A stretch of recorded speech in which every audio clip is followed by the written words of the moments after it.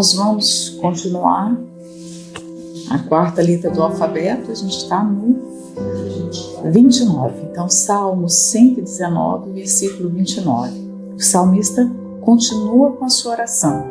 Nós já percebemos aqui que, ao mesmo tempo que é um monumento de homenagem, né, digamos assim, é um tributo à palavra, nós vamos ver no meio deste salmo muitas orações, muitos pedidos. Ao mesmo tempo que ele exalta a palavra, ele ama a palavra, ele é um homem que mistura a esse louvor os seus pedidos mais íntimos. E aqui é uma oração, como a gente viu também na meditação passada.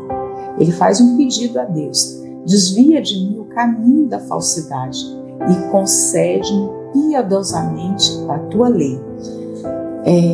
Só Deus pode remover a falsidade do ser humano, porque uma vez que o homem caiu no pecado, ele caiu na falsidade. Quem induziu, né? Mas talvez não seja essa palavra. Quem despertou no homem o desejo pelo pecado? O pai da mentira, engano. Então, quando nós ouvimos Satanás, é como se a semente da falsidade estivesse na natureza humana. Todos os homens são tentados a ser falsos. Falsidade habita na natureza humana, né? Por quê? Porque o pecado fez isso. No pecado havia o conhecimento do bem e do mal. Portanto, todo o mal habita na carne. Não, mas eu não sou assim. Só está falando de umas pessoas aí, isso tem nome e sobrenome. Eu não sou assim. Todos nós somos assim. Todos nós. É como se houvesse uma contaminação na natureza humana. Todos que são humanos, esse pecado não contaminou os animais. Você vê que um cachorro precisa de roupa, não é?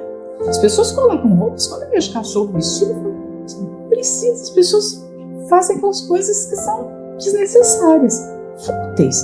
O cachorro não precisa de roupa. Ele não tem consciência de pecado, de nudez. Nenhuma. Ele bota diante de qualquer pessoa, ele vai levantar a patinha dele e vai fazer xixi, não é? Tipo, você não tem vergonha de fazer isso na frente do... Não, ele não tem pecado. Nós temos, não é? Nós nos envergonhamos até pelo outro que está fazendo. Por quê? Porque há pecado na nossa natureza, né? Então vamos entender a partir desse princípio. Há falsidade em nós. Há falsidade na natureza humana. E só Deus pode remover essa falsidade, né? Há um pedido aqui eloquente do salmista: desvia de mim esse caminho. Ou seja, me ajuda, eu preciso da intervenção de Deus para não ser falso. Por mais que essa palavra soe muito pesada para nós, porque soa, né? Falsidade, dá até arrepio quando você pensa na falsidade do outro, mas vamos voltar os nossos olhos para a falsidade que habita em nós. Nosso exercício aqui é olhar para a gente, né? Nunca, em momento algum na meditação, eu fiz um convite para você olhar para o pecado do outro, sempre o nosso pecado, e cada um olha para si. Muitas vezes que eu falo com vocês, eu me incluo, porque eu estou falando comigo também. Eu estou na mesma situação, né?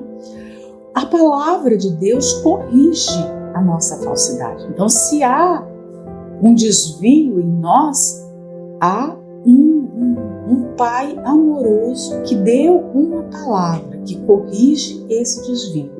Jesus, quando estava lá no Getsemane, que ele fez a oração de João 17, que está lá em João 17, né? A oração sacerdotal, ele falou: santifica-os na verdade, a tua palavra é a verdade. Falsidade é o oposto de verdade. Vocês entendem isso? Falsidade é antagônica à verdade. Então, a palavra de Deus é a verdade. Então, quando nós nos expomos à palavra, essa palavra vai corrigir a falsidade, a mentira, o engano que é em nós. né? Claro que não é uma leitura simplesmente, eu estou lendo a palavra e a palavra está me corrigindo. Não, é uma absorção dessa palavra. É quando você interioriza essa palavra. Aí ela pode te corrigir. Então o Evangelho é uma correção de toda a falsidade que habita no ser humano, né? Vamos pensar aqui em caminhos de falsidade. Por exemplo, uma visão errada da palavra vai nos conduzir a um caminho de falsidade. E como é fácil você entender a palavra errada. O diabo sabe disso, né? Hoje ele não consegue mais esconder a palavra da sociedade, das pessoas. Houve um tempo que o diabo conseguiu. No período das trevas, que a palavra foi tomada das pessoas, ninguém tinha acesso à Bíblia, então havia ali uma omissão da palavra. Hoje não, todos têm acesso à palavra. O diabo não pode mais agir dessa forma. Eu me lembro quando estava, muitos anos atrás, meditando muito sobre traduções de Bíblias, né, as muitas versões que tem da Bíblia, os textos originais, como eram os métodos de tradução. Eu vi o quanto houve, naquele período, quanto houve a ação do diabo nesse trabalho. Ou seja, quando ele viu que não conseguiria mais impedir que as pessoas tivessem acesso à palavra, ele começou a agir nos métodos de tradução. Nos estudiosos da palavra, porque eles iriam apresentar versões da palavra que iriam confundir as pessoas. Hoje, esse mal atua tão livremente que você vai ver Bíblia para todos os públicos. Ou seja, já que eu não posso segurar, eu vou dar uma Bíblia deturpada para as pessoas, né? Por quê? Uma vez que você está com uma Bíblia modificada, vários versículos ali podem estar com entendimento errado, né? Versículos que podem estar mutilados, que não tem toda a verdade. Então, é importante que a gente tenha esse entendimento. Eu não posso ter uma visão errada da palavra. Eu posso estar com a melhor versão da Bíblia, né? Porque muitos, então tá bom, então eu vou ter a melhor versão. Mas eu posso misturar a essa palavra a minha opinião, o meu entendimento mundano à palavra. Eu preciso de um intelecto santificado para entender a palavra de Deus. Não pode ser um intelecto humano, pecaminoso, porque senão eu vou fazer uma base falsa para apoiar a minha vida. Então muitos estão até com a palavra, né, nas mãos, mas um entendimento completamente diferente daquilo que deveria ser. É um perigo nós lermos a Bíblia e tentarmos entender segundo o que nós achamos. E está cheio disso hoje no mundo. Cada pessoa tem uma versão no texto bíblico. De maneira que você, se nós não tivermos discernimento, nós seremos enganados pelo entendimento humano que há por aí. Pode ser bonito, mas é humano, não serve. Porque essa palavra não é humana, essa palavra é divina. Então, a visão errada da palavra vai me dar uma base falsa para apoiar a minha fé. E aí, se eu apoio eu posso construir algo maravilhoso, mas se por baixo daquela construção há uma base corrompida, há uma base falsa, tudo que eu colocar aqui em cima vai ruir, vai cair. Então a base tem que estar boa e a base tem que ser a verdade. A base tem que ser a verdade, nada fora da verdade, nada humano. E eu me lembro de uma meditação aqui que eu disse que Deus vai nos responsabilizar por todo o entendimento que um dia nós abraçamos, porque todos os homens são responsáveis pelo que eles abraçam. Ninguém vai poder dizer assim, Senhor, mas eu acreditei no que essa pessoa está falando. Não, você era responsável por filtrar e ver o que essa pessoa, examinar se o que essa pessoa estava falando era verdade. Você era responsável, eu te dei capacidade para isso. Então nós não poderemos chegar diante de Deus um dia e falar, Senhor, me perdoa, eu fui enganada. Não. Você é responsável pelo seu engano. Você abraçou o engano por quê? Você foi preguiçosa de repente para não avaliar. Cabe a cada um pesar. É responsabilidade nossa. Não é de Deus. É nossa. Ele nos dá discernimento, Ele nos dá sabedoria. E se não há em nós isso, nós temos a liberdade para pedir. Peça sabedoria que Ele dá. Então, se nós abraçarmos o engano, nós vamos construir a nossa vida sobre engano, casamento sobre engano, relacionamento sobre engano, a vida devocional sobre engano, e isso vai ruir, né? Outra falsidade aqui que eu vejo é o relaxamento com a prática da palavra. Até se conhece a palavra, mas começa a ter aquela vida frouxa, sabe? Uma vida de concessões, uma vida que não é radical como a palavra ensina.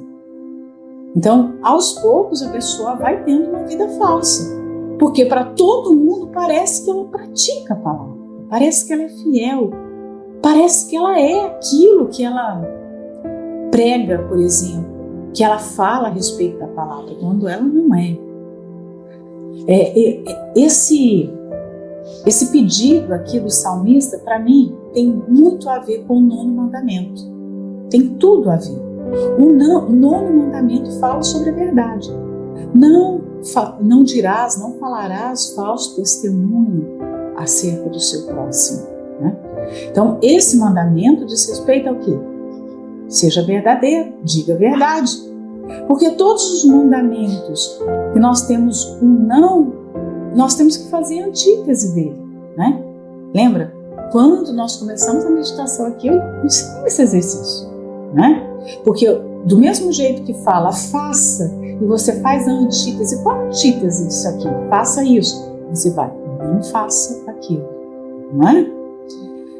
Quando fala, não dê falso testemunho, você tem que fazer o exercício disso para entender. Esse mandamento aqui vai muito além de você chegar diante de uma outra pessoa num momento crucial para dar um depoimento.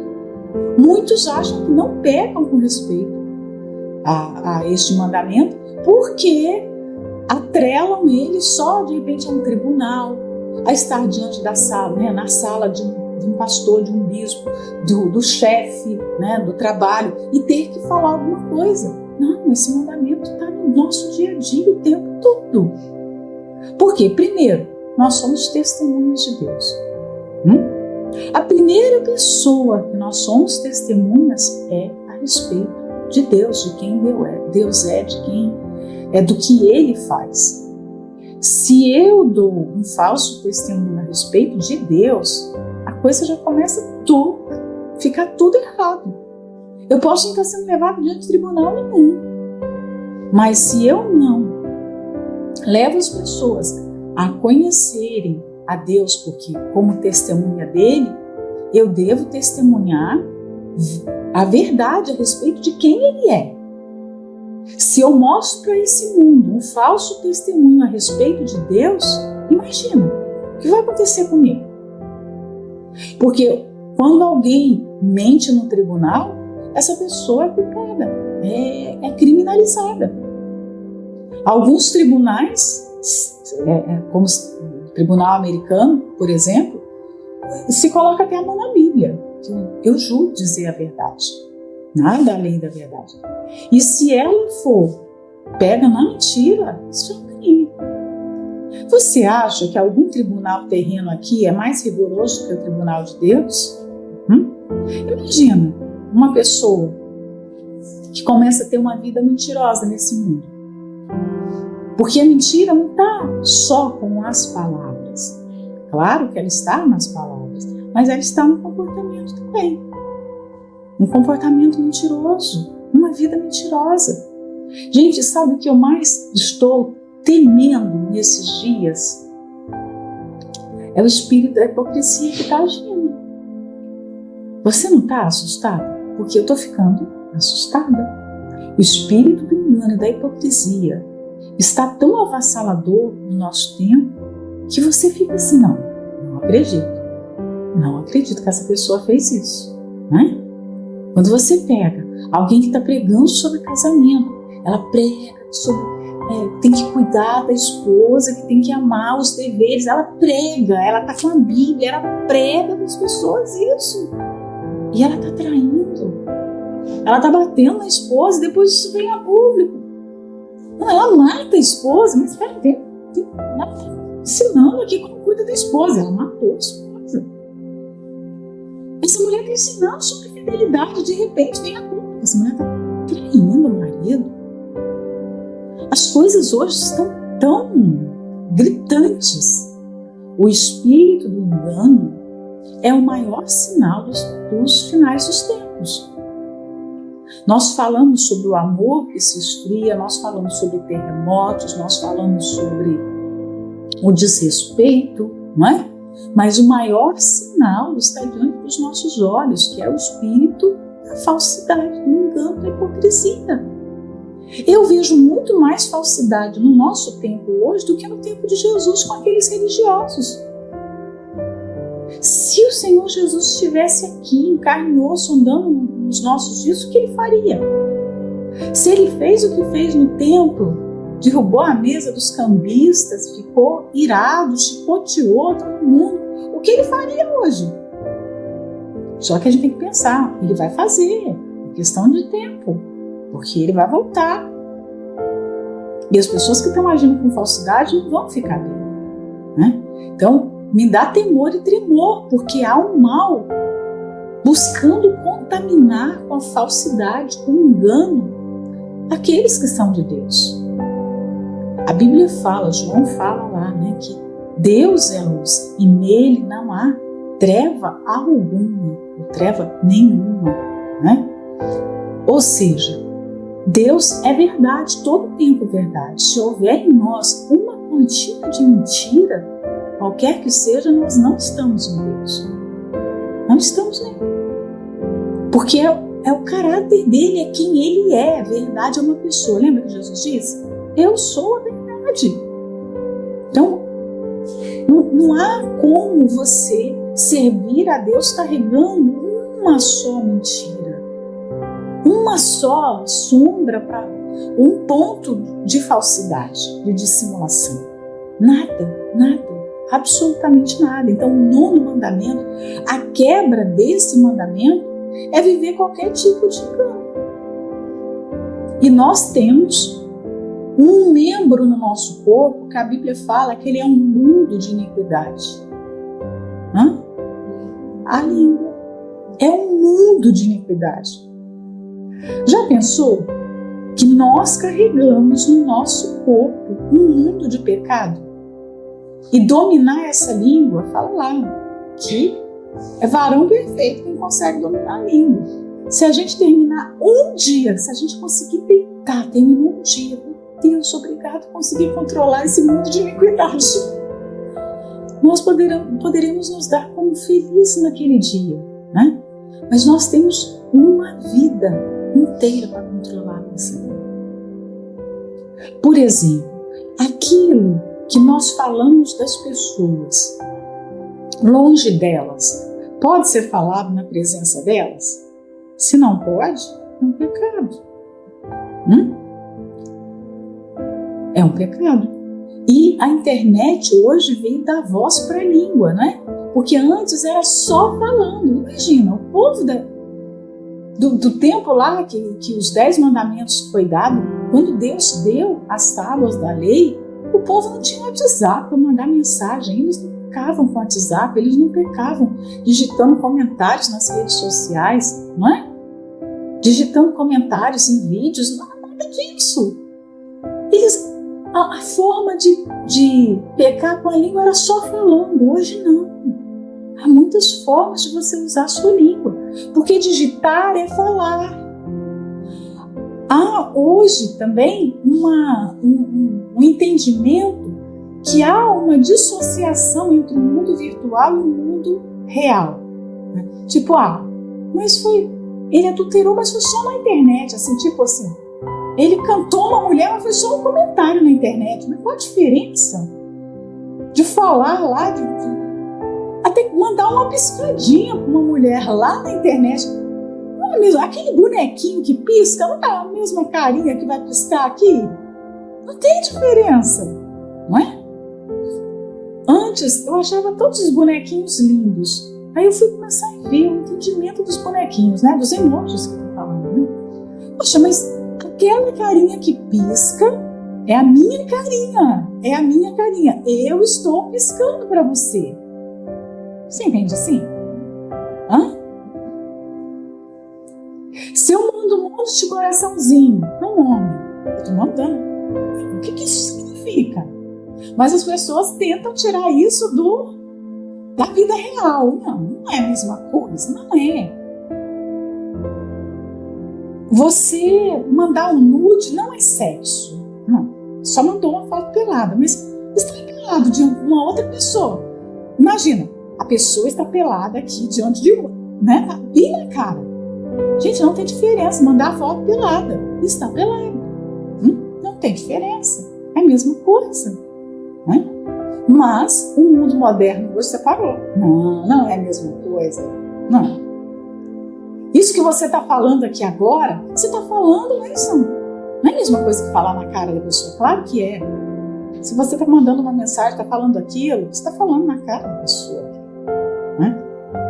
Você publica algo hoje, as pessoas vão lá e são corajosas para fazer comentários naquela forma, naquela publicação. E elas agem daquela forma como se elas não estivessem na frente. Imagina, eu estou de frente para ela. Eu falaria isso, né?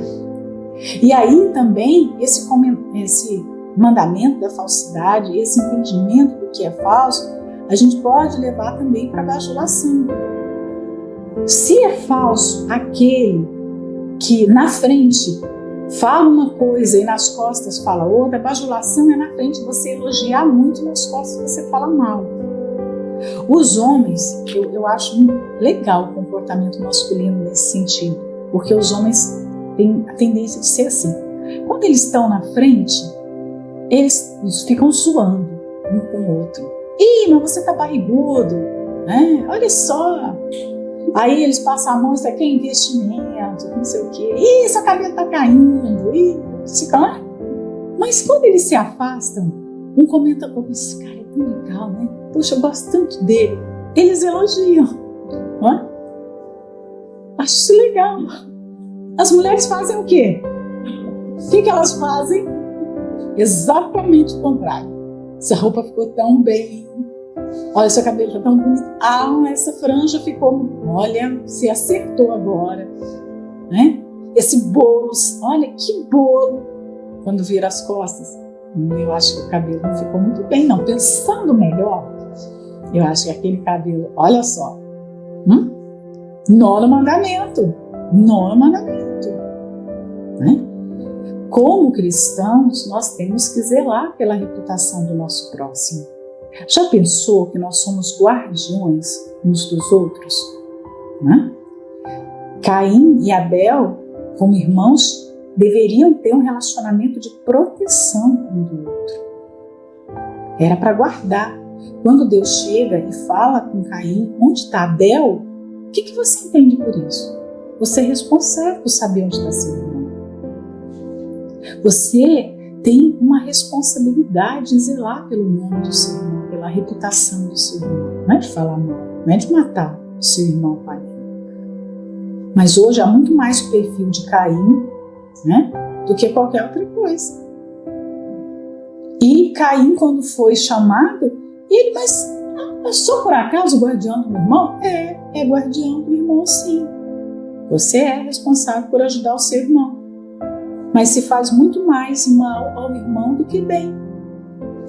É uma constatação difícil, mas é a verdade. Então, vamos pensar nesse mandamento em todos esses sentidos, né? Sermos testemunhas de Deus, então não podemos ser uma falsa testemunha. Ser uma testemunha da verdade, da palavra. Ser testemunha da palavra. Ser testemunha verdadeira no nosso comportamento, nas nossas ações. Não omitir a verdade. Não diminuir a verdade. Desde criança, nós aprendemos com a nossa própria natureza, ninguém nos ensinou a ocultar a verdade. Por exemplo, quando a gente estava num momento de aperto com o pai, com a mãe, e eles perguntavam alguma coisa, rapidamente, até imagina, com 4, 5, 6 anos, a gente já desenvolveu o mecanismo de não contar toda a verdade, não é? Contar a verdade que é o quê? Conveniente. Já aconteceu com alguém aí? Lembra de uma ocasião na infância? Eu já passei por isso. Da minha mãe me apertar. Mas o que aconteceu? O que aconteceu com a lata do leite ninho, por exemplo? Né? Criança, pelo menos eu amava comer escondida a lata do leite em pó. Né? Não é? Descobrir onde estava o leite em pó e o Nescau e roubar as colheradas. E aí, porque, claro, tem dia que tem momentos que você se contenta com uma colher, mas já aconteceu ocasiões de eu comer quase a metade da lata. E aí, se a minha mãe me sentia falta de uma colher, mas já na metade da lata já era demais. E aí você tá com a marca do crime, porque a boca tá cheia do farelo e você tenta esconder a verdade, não é assim? Você tenta diminuir a verdade, né? Deixa eu procurar aqui me livrar, aliviar o castigo.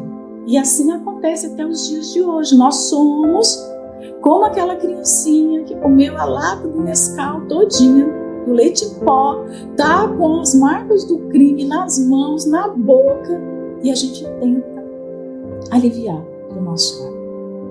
Por quê? Nós omitimos a verdade. E você entregar parte da verdade é falsidade, é mentira. A verdade não é... Jesus não é parte da verdade, ele é a verdade. Verdade, verdade. Então não existe mentirinha branca e mentirinha preta. Existe mentira. Não, essa mentira é por uma boa causa. Não, é mentira, não tem como você dourar a mentira pela causa. É mentira. E uma vez que a pessoa mente, ela se torna refém da mentira. Jesus foi muito claro dizer que o pai da mentira é Satanás. E ele enquadrou os religiosos. Vocês têm como pai o diabo. O diabo. Porque vocês fazem o que é próprio do diabo. Então, se nós andarmos na mentira, seja ela qual for, nós estaremos nos colocando como filhos de Satanás. Tem consequência pior do que essa? Então, nós não podemos dizer parte da verdade, mas nós não podemos também dizer a verdade na hora errada. Se você parar para pensar, a verdade é verdade, então a verdade é maravilhosa, sempre é verdade, sim, sempre é verdade, mas a verdade precisa ser dita na hora certa, tem um momento certo, não é? Se eu chego e começo a falar da palavra, por exemplo, num momento que não é apropriado para eu falar aquela palavra, Jesus estava diante de Pilatos. Pilatos perguntou para ele. Ele deu alguma resposta para Pilatos? Não era para ele dizer nada. Nada, simplesmente, não era para dizer nada. Então, nós temos que saber até o momento de colocarmos a verdade. Muita gente pega a verdade para esfregar na cara dos outros, para humilhar. Mulher, então, no casamento faz muito isso, não é?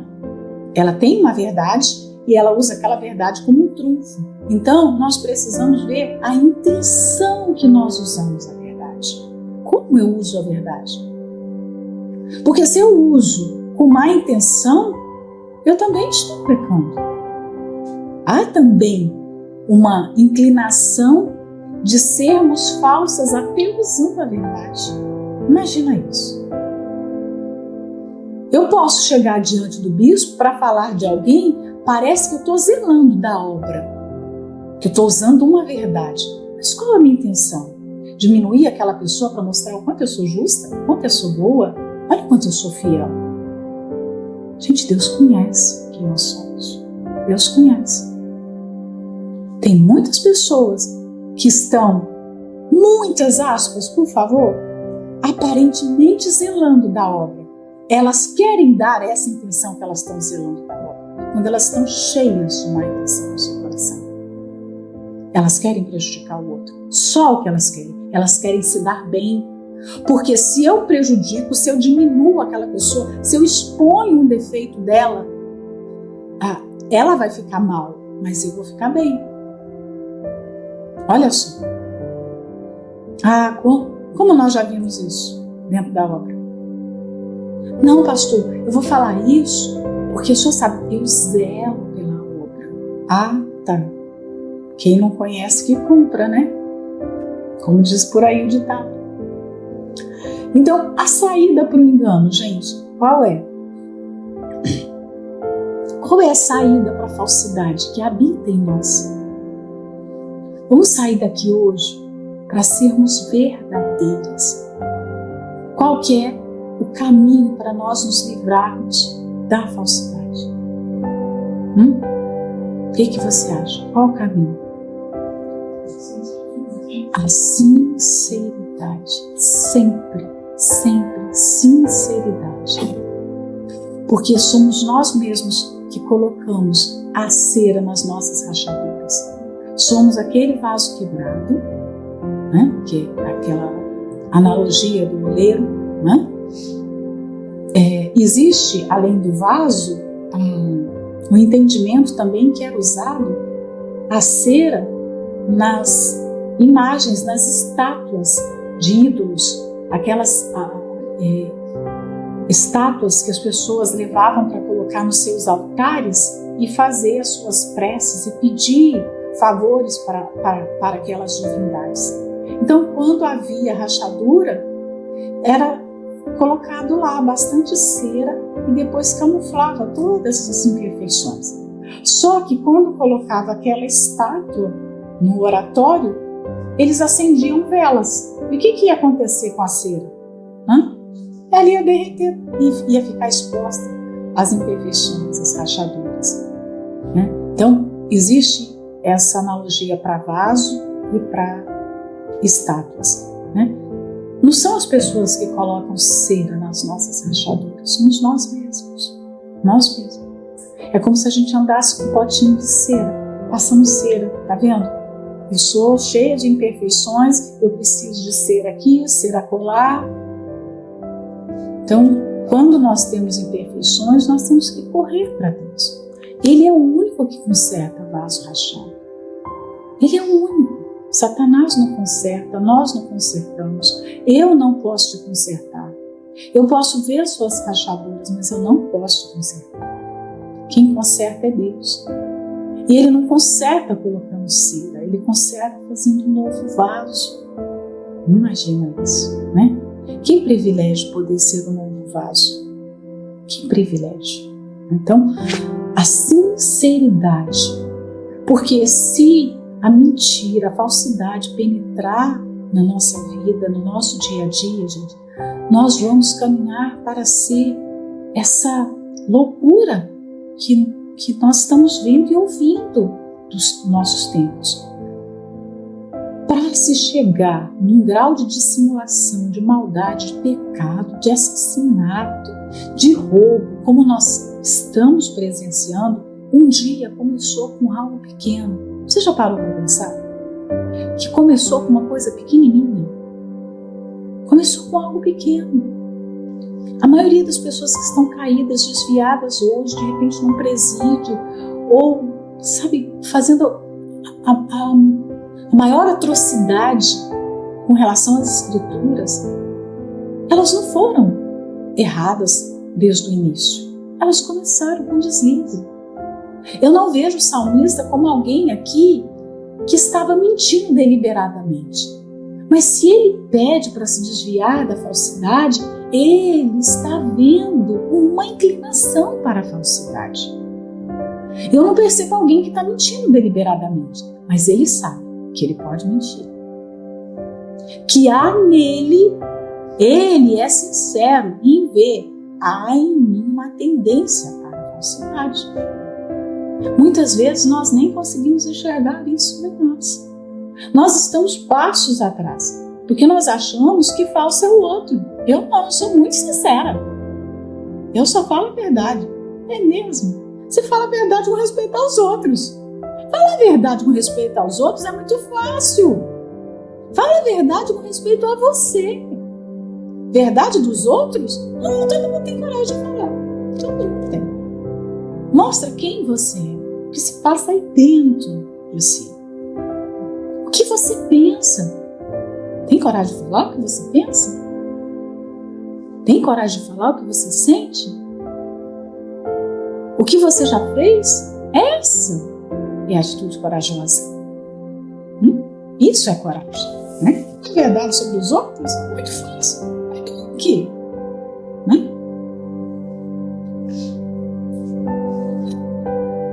Eu coloquei aqui nesse versículo que Deus estabeleceu a verdade como lei no seu reino. Deus tem um reino e Ele tem cidadãos nesse reino. A lei para viver neste reino é a verdade. Verdade. Nós lemos aqui em várias partes das Escrituras, porque Deus, os seus mandamentos são retos, os seus mandamentos são puros, os seus preceitos são verdadeiros, não é assim? Isso significa o quê? Em Deus não há uma manchinha, uma coisinha para a falsidade, nada. Então, a base para o seu reino é justiça e verdade. Eles andam de mãos dadas.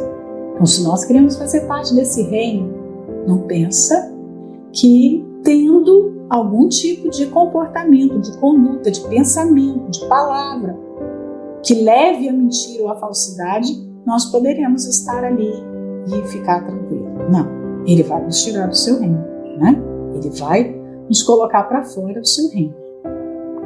O 30 fala: escolhi o caminho da verdade, propus-me seguir os teus juízos. Há dois caminhos, né? Dois. Jesus falou sobre o caminho estreito e o caminho largo. Nós podemos entender aqui que o caminho estreito é o caminho da verdade. E ele fala: eu escolhi o caminho da verdade. Deus quer que o ser humano ande pelo caminho da verdade, mas Ele não impele a verdade. Ele não o empurra, Ele não o coage ao caminho da verdade. É uma escolha nossa. Ele nos dá liberdade para andar na verdade, escolher a verdade todos os dias. Todos os dias nós escolhemos esse caminho da verdade ou da mentira. E aí, quando a gente deita a cabeça no travesseiro, nós temos que ter consciência que caminho eu trilhei hoje, né? Muitas pessoas que estão até dentro da obra, mas andando pelo caminho da mentira, um dia foram repreendidas pela sua consciência. Foram. Um dia elas botaram a cabeça no travesseiro e ficaram incomodadas. Deus me perdoa, eu fiz isso, até pediram perdão. Mas talvez no dia seguinte elas fizeram a mesma coisa e depois de novo a mesma coisa. Até que um dia aquilo já não incomodava mais. Ser falso fazia parte do dia a dia. É como aquela história que tem, né, da família que morava ao pé da estação de trem.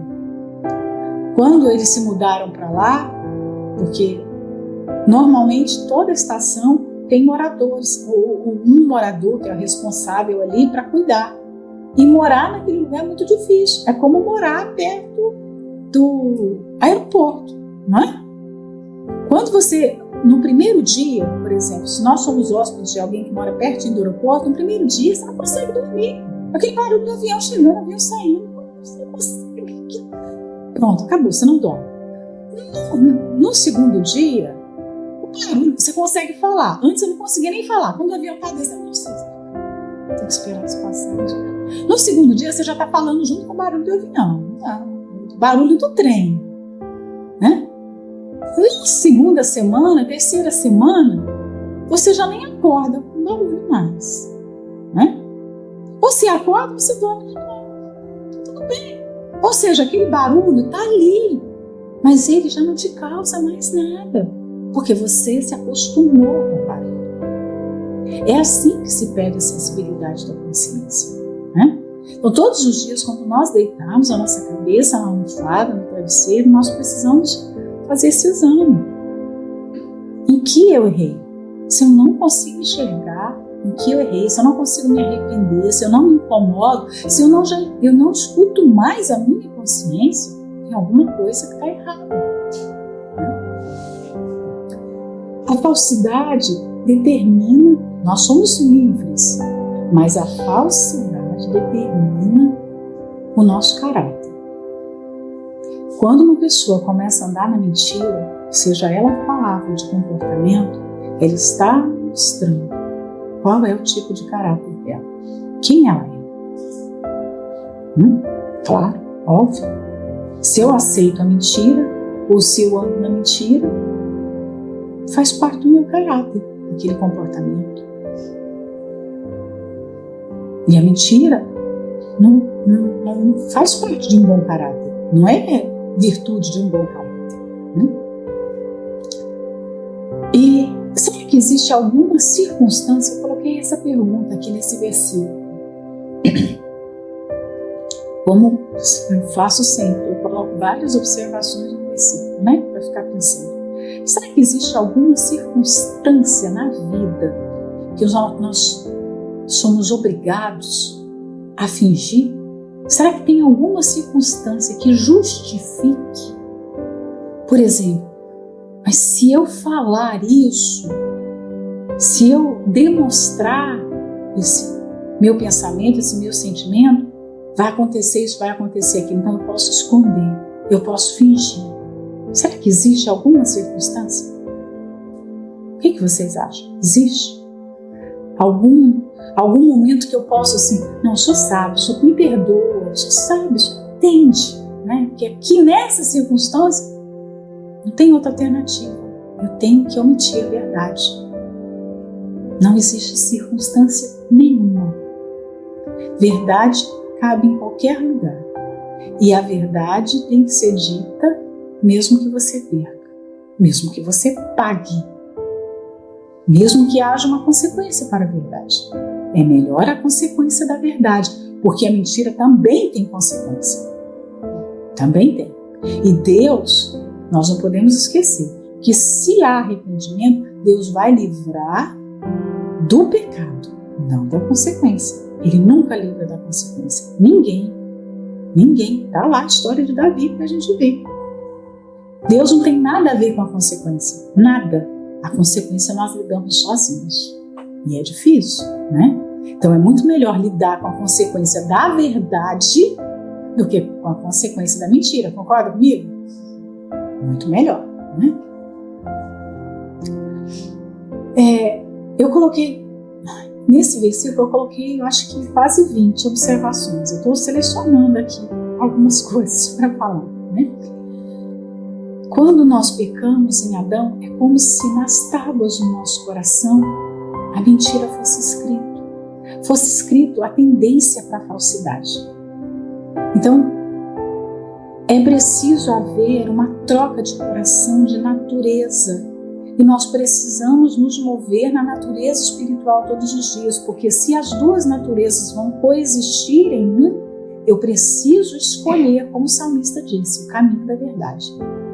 Porque na natureza humana foi escrito a falsidade. Foi escrito. Você vê que um incrédulo é falso e nem se dá conta, nem percebe. Não é assim? Pronto. Porque está escrito na natureza dele, nas tábuas do seu coração está escrito a falsidade. Mas que nas tábuas do nosso coração estejam escritas as verdades de Deus, toda a palavra de Deus. Lembra que essa foi uma promessa que Deus disse que faria com o seu povo? Escreveria a sua lei nas tábuas do nosso coração. Porque Ele sabe que nas tábuas do coração carnal, humano, da natureza humana, tem uma maldade escrita, tem uma mentira escrita, né? Então nós precisamos lutar para todos os dias escolher essa verdade. Quando nós descobrimos que somos um impostor, quando nós descobrimos que estamos agindo como um impostor, é provável que hoje, ao meditarmos na palavra, nós estejamos aqui agora como aquele macaquinho que coloca a mão na boca, que coloca a mão na cabeça, que coloca a mão nos ouvidos. Então a gente fica assim, estou perdido. Por quê? Porque a língua me leva a pecar dessa forma. Ou eu já agi errado assim em várias ocasiões da minha vida. Eu já quebrei o 9º mandamento, né?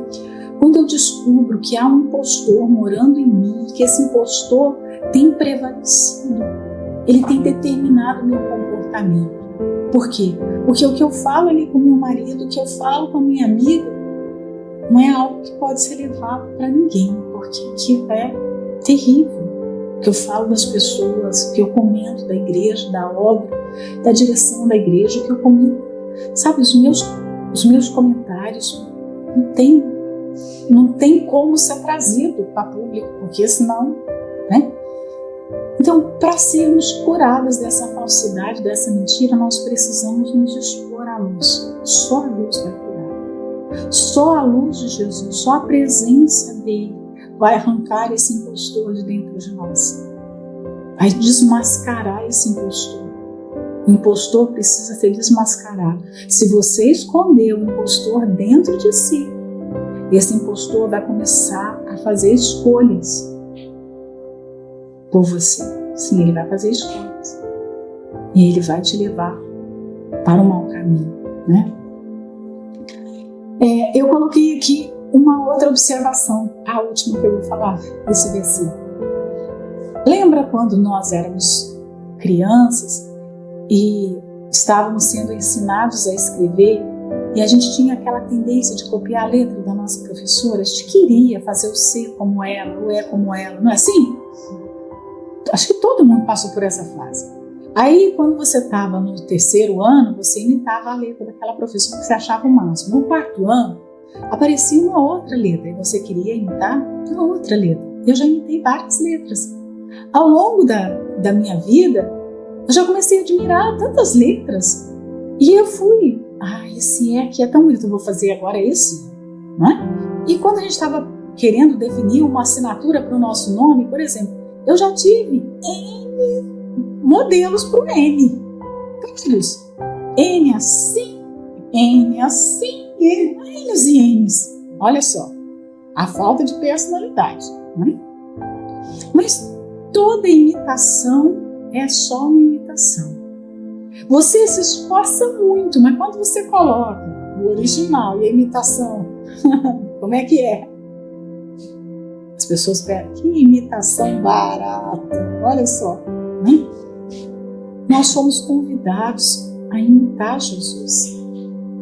Gente, Jesus, o nosso Senhor, Ele é simplesmente extraordinário, maravilhoso, conselheiro, Deus forte. Ele tem todas aquelas virtudes. Como nós temos sido? Que tipo de cópia nós temos sido de Jesus? Como nós estamos copiando o seu caráter? Ele é a verdade. A verdade. Que tipo de vida nós temos? Quando coloca a nossa vida e a vida dele, quando nós nos colocamos diante dele, isso aqui é uma extensão de levar o impostor à luz. Né? Então, quando nós chegamos diante dele, a nossa maneira de falar, a nossa maneira de pensar, a nossa maneira de sentir, e aí você, sabe, a lua e o sol. É isso. Você pega a lua, ela nem luz tem. Mas você pega o sol ofusca tudo, não é assim? E Jesus é uma luz muito maior do que a luz do sol. Como é que nós ficamos diante dessa luz?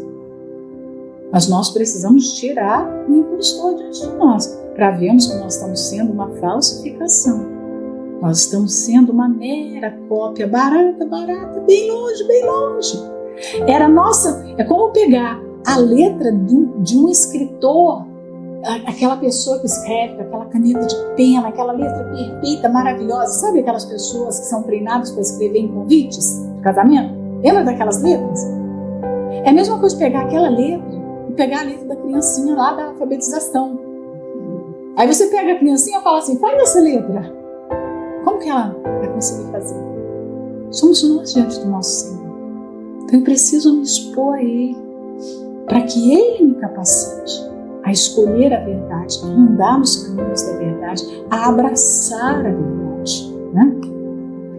O 31 fala, apego-me aos teus testemunhos. Ó Senhor, não me confundas. Apegar a palavra aqui, apegar, agarrar, colar, nos colar a palavra, para que nós não sejamos abandonados, esquecidos, rejeitados por Deus. O Salmo está falando, eu me apego aos teus testemunhos. Então, por me apegar à palavra, porque a palavra é Ele, eu nunca vou ser deixada para trás. Né? Aquela coleção de livros deixados para trás. Quem é que vai ser deixado para trás se essa pessoa se agarrou à palavra? Ela está apegada à palavra. Ela nunca vai ser confundida com uma outra pessoa. Nós somos confundidos nesse mundo. Hoje há a necessidade até de se fazer identidade digital. Por quê? Você pode ser confundido, alguém pode se passar por você. Não é assim? Olha o risco que nós corremos hoje. A inteligência artificial cria pessoas com a nossa cara e essas pessoas fazendo coisas. Há o risco, você já deve ter visto, até de se criar um vídeo, uma gravação de uma imagem de alguém cometendo um crime e aquela pessoa não é aquela pessoa, não era ela, mas é tão real, tão parecido, que é quase impossível de se chegar à conclusão se é ou se não é. Mas no mundo espiritual não acontece isso. Se eu me apego à palavra, eu nunca vou ser confundido. Deus sabe quem é apegado à palavra e quem não é, né? E as razões para eu me apegar à palavra? Por que eu tenho que todos os dias correr e me agarrar a essa palavra, me colar essa palavra? Porque eu tenho que desconfiar de mim mesmo. Não posso confiar na minha força. Ontem eu estava colada a palavra, o ano passado eu estava colada a palavra. Não, eu tenho que me colar hoje, porque eu desconfio de quem eu sou. Eu desconfio muito da minha fidelidade. Ontem eu fui fiel, mas hoje tem uma luta para ser fiel, né? Então, a nossa fidelidade oscila. O 32, correrei pelo caminho dos teus mandamentos, quando dilatares o meu coração. Correrei. O salmista está falando aqui de alguém que de repente não tinha a liberdade plena, porque estava preso a alguma coisa. Claro, se nós estamos presos a uma mentira, se nós estamos presos a um sentimento, nós não temos capacidade de correr. Aqui não está falando de uma pessoa engatinhar, de uma pessoa dar uns passinhos com canadiana, com muleta. Não, está falando de alguém que tem liberdade nas suas pernas para correr, porque essa pessoa foi livre. Se nós estivermos com alguma mentira na nossa vida, algum tipo de conduta que não é adequada, nós não temos condições de correr. Nós somos presas, nós somos acorrentadas.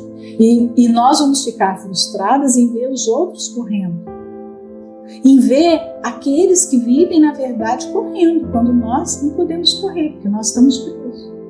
Então, aqui ele fala que ele vai correr, por quê? Porque ele foi liberto. Quem foi liberto pode correr. Só quem vive na verdade pode correr, né? Então, a liberdade vai nos dar essa ousadia. E ele fala de um coração dilatado, um coração alargado.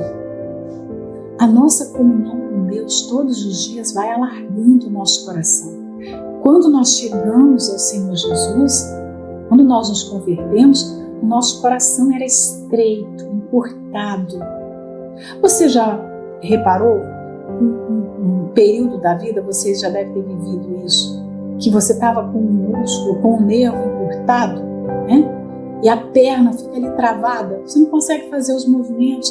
Por exemplo, você deita no chão e aí você tenta colocar a ponta dos seus dedos na ponta dos seus pés. Tem períodos na nossa vida que nós conseguimos fazer isso, não é? Tranquilamente. Mas tem outras épocas que só chega no joelho. Você quer, mas você não vai, está encurtado. Hoje, façam esse exercício aí. Tenta encostar a ponta dos seus dedos à ponta dos seus pés. Tá? Se você conseguiu, não está encurtado. Mas se você não conseguiu, provavelmente está encurtado, não é? E como você vai resolver isso? Você vai ter que fazer alongamento, você vai ter que fazer exercício, vai ter que passar muita pomada, porque às vezes ficou uma lesão ali, por isso que o nervo está encurtado. Então existe coração encurtado. Quando nós chegamos a Deus, o nosso coração era estreito, bem estreitinho, fechado, não é?